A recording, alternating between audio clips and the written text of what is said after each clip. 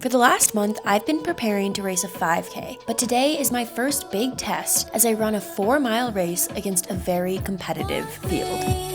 Past tense. I think you got away somehow. Did you get away somehow? Did you get away somehow? All right, we are in Spokane, Washington. Spence and I are both racing the Boulevard 4-miler tomorrow, so a lot of excitement. Look how excited he is. Super excited, folks. Super duper excited. Very excited for this one. We're gonna go do our shakeout run right now. Just, for me, easy 6 miles and some drills and strides. Any last words? Race is at 10 a.m. tomorrow. It is exactly 10 a.m. today. So You could say that we're professionals. we're professionals. We're preparing for the race accordingly.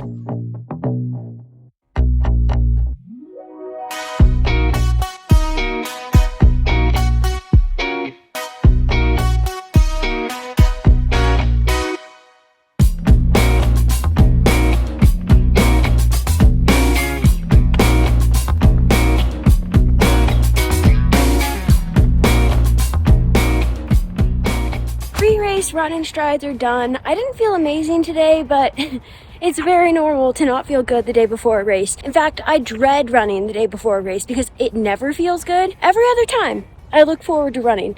Day before a race?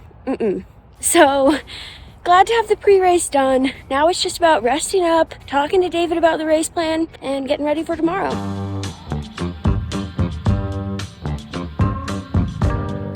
Scooting. This doesn't do anything. Is your butt like right up against it? It is, it's touching it. The cheeks Mine's- are touching. Why did she Keep scooting then.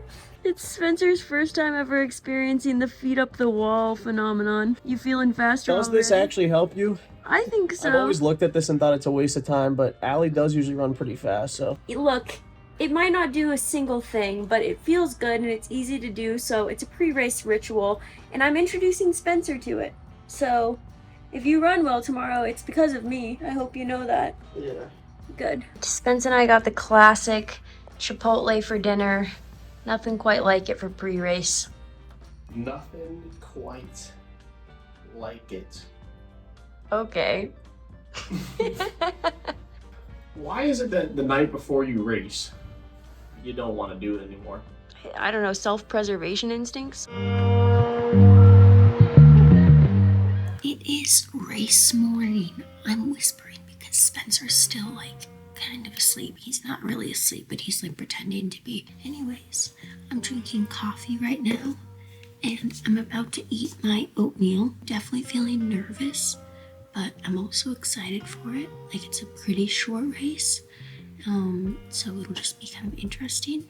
I haven't raced in a while and I feel like I've struggled with belief this year, but I'm trying to just go out there, see what I can do, have fun with it, and I feel like training has been better, so hopefully I can feel that during the race too. The braids are done, which is always a stressful part of the morning, and now it's time to get down the bicarb. So once I get this bicarb down, I can actually just chill because this is going to be one of the more difficult parts of the day. Spence tried to have a second bagel and didn't go super well for the guy. I'm on to the Pop-Tarts. It looks like a squirrel broke into our room and nibbled on this thing. We are going to get dressed and pack up and head to the race, so. No, we're not. It's 7:30. Yeah, well, we're gonna pack up. I gotta pack up now. It's gonna be a little risky to wait much longer.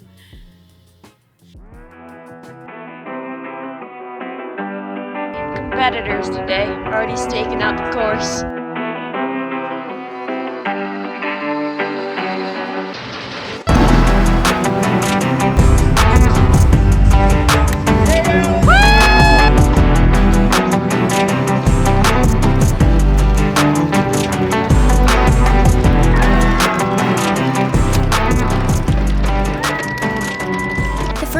this race was just about getting out and then settling in with the lead pack, but at mile 1.5 there was a steep uphill and I felt a lot of doubt start to creep in here and I let a gap form. I was worried because my legs did not feel good going up that hill and I still had so much more of the race left to go, so I thought, okay, maybe I can let her get a little bit of time on me here, but I'll be able to make it up later. So when we got to this turnaround point, we were at about 2 miles into the race and I knew that mile 3 was a net uphill and was definitely going to be a challenge. But I also saw that as an opportunity because if it's a challenging part of the course, that also means there's a lot of room to make up time. As many of you guys know, I have struggled a bit this year with having proper recovery and feeling really good in workouts and races, but I've made a lot of interventions in the last few months to help me feel my best. One of those interventions has been Pulsetto. Pulsetto is vagus nerve stimulation that helps turn on the parasympathetic nervous system. Basically, by stimulating the vagus nerve, Pulsetto turns on your body's natural rest and recover mechanisms. Some of the improvements people can see with consistent use of Pulsetto are improved sleep length and quality, reduced anxiety, improved resilience to stress, faster recovery from burnout, and managed persistent pain. Those are just a few of the things that Pulsetto can do, but I personally have noticed that my stress levels have decreased since I started using Pulsetto consistently. It's super easy to use. All you have to do is put a little bit of gel on either side of your neck where you feel your pulse, and then position the Pulsetto on your neck and turn on whichever session you want. I've been using the stress reduction session because I definitely struggle with allowing my body to truly recover without my brain working overtime. Pulsetto also has a library of different sounds you can use to add to the relaxation experience. Pulsetto is also small, portable, and easily rechargeable, so you can stay consistent with your use of Pulsetto even when you're on trips. If you'd like to try Pulsetto, check it out at the link in my description and use my code to get a discount. At this point, I was about 7 seconds behind the lead and there were some other men between me and her that were targets for me to chase after as I was trying to catch up to her. I was definitely struggling with confidence in this race just because of the roller coaster year I've had. It felt scary to push from this far out in the race, and so even though I was trying to catch up to her, during the uphill mile 3, she actually got a little bit more time on me and I went into the last mile with a 13-second gap to make up. But as I was getting closer to the finish line, I was realizing that my legs weren't feeling much worse and I actually still had something left in the tank. So as we approached the last stretch of the race, I was really trying to put the pedal to the metal and close the gap down. I could feel that gap getting smaller and I tried to find one last little push to close it down and make it to the finish line first. Go, Allie! Go! Go!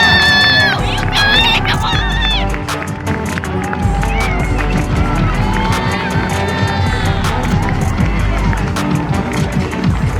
Hell yeah. Money. In the end, my kick wasn't quite enough and I lost to Rosina by 3 seconds, but congrats to her on the win and McKenna on the 3rd place finish. It was honestly such a fun race. Thank you to so many of you guys for sending in clips, cheering, and talking to me after the race. It was amazing to get to meet you guys. Race ended a couple hours ago. We are checking out of the hotel, gonna get brunch, and then heading to the airport, but I wanted to take a minute to just talk about the race. I wanted to run faster, obviously. When do you not? But I am happy with the way it went in that it wasn't like a huge letdown. I feel like I didn't need a huge win today. I just needed a little bit of momentum, a little bit of hope, a little bit of something to say, okay, you're on the right track. And I feel like I got that with this race. So in that way, I'm happy with it, not satisfied, but glad that I did this. I feel like it'll be a good training stimulus, and now I have a little bit better of an idea of where I'm at going into the Boulderthon 5K next weekend, and I'm hoping that I can just continue an upward trajectory in feeling better, feeling more fluid, and just like getting more into this mental headspace to be able to really dig in during this 5K race and put myself in it even more than I did today, because I feel like I probably shouldn't have ever let a gap form, and I probably could have maintained it, but I got scared to do that, afraid that I would fall apart later in the race, and so I didn't do it. But at the Boulderthon 5K, I want to take a little bit more of a risk and see if it can pay off. So it'll be fun to do that next weekend, but for now, that's all for now, folks.